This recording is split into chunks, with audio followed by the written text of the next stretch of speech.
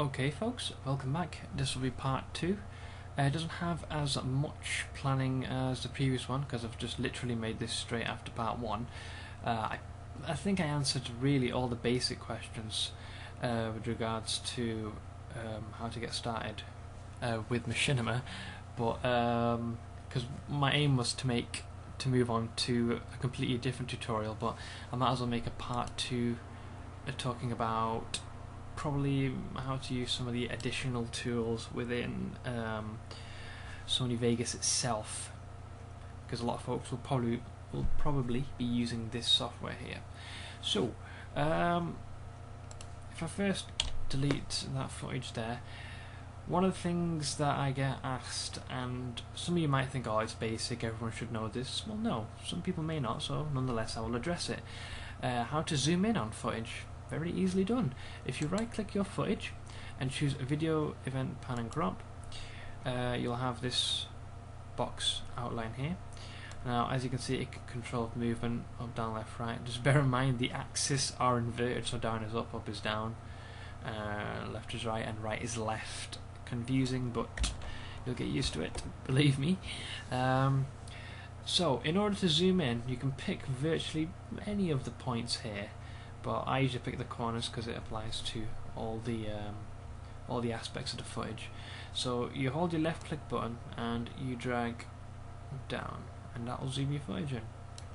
The opposite, it will zoom out. Just try not to go too far because you'll find yourself doing this. The reason why is that when I recorded the footage, it was recorded like this. So obviously there's nothing beyond this point. While Model Viewer only records what it sees within the Model Viewer, so it will never get the arms. If you recorded from here, this is all it's going to capture. So just bear that in mind when you're recording your footage. So obviously that's not going to work. So let's zoom that in a bit. You know what I've noticed? This guy's eyebrows are disappearing, which is actually one of the other things I wanted to address. Now, when you use the Chroma Key effect, a few things can happen. A, it will not get rid of all of the colour, so you'll find yourself having a faint black box on the outer edges of your footage. Or 2, it will erase too much and it will damage the quality of the model, which is done here. That is an extremely easy problem solved. If you go into your footage, just like I did before, with you right click, you choose Video Event Effects, and you access the Chroma Key tab, and if you scroll down, you can tweak the high threshold. Now by default it will be cranked to maximum. You can reduce it slightly and this will restore the colour that was taken away. Now you can do it quite a bit. Now if I tweak it all the way down, the background colour is going to return, or the blackness of it rather. So if normally I go to about 0.700, that's usually enough. It'll leave a faint black outline, but you can always tweak it just a bit more. But it'll return the colour, because when it was cranked to full, watch, if you pay close attention, you'll notice you can see the background straight through. You can see it quite faintly. So always set it to about 0.7 and you should be fine. This will restore any excess colour that was taken from your model, and it won't restore too much of the black outline. So that way your footage contains its integrity, so to speak. Now even though I addressed how to get 2 models in, I sometimes get asked how to do 3, which actually confuses me because I thought I technically answered the question. Nonetheless, I will answer that. It is exactly the same way as how I imported 2 models in. So if I've got 2 pieces of character footage right here, what I'll do is, normally I would go to Video Event Effects and add the Chroma Key effect, but what I'll do is first I'll remove this. Now the reason why is, there are ways to save time.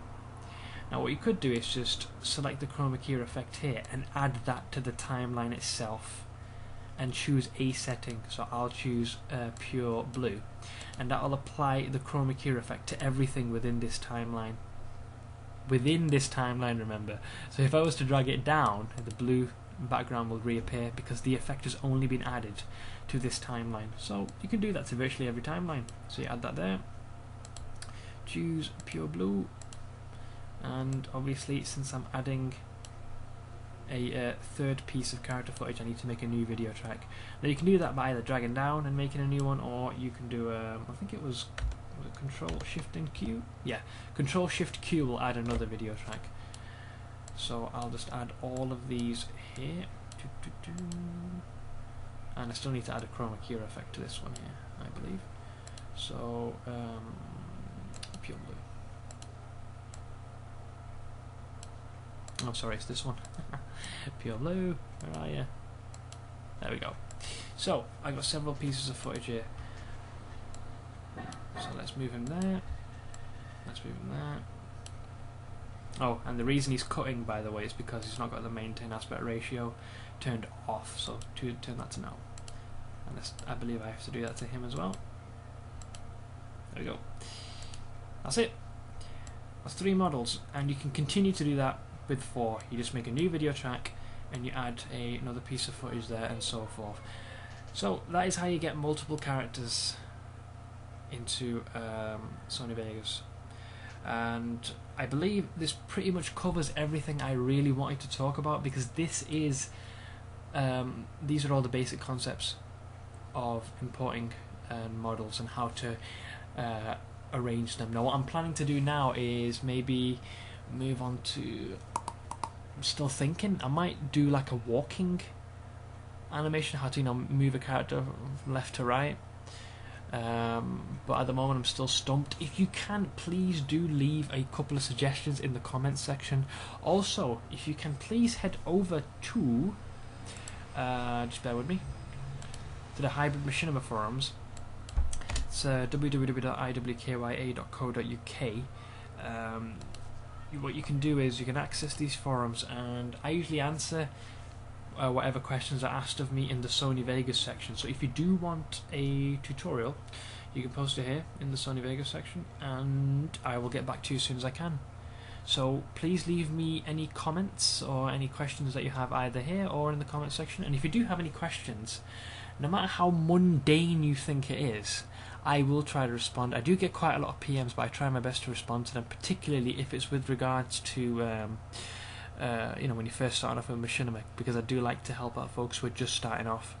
So this pretty much covers everything I wanted to talk about for now, but please do stay tuned for more upcoming tutorials. So thank you one and all.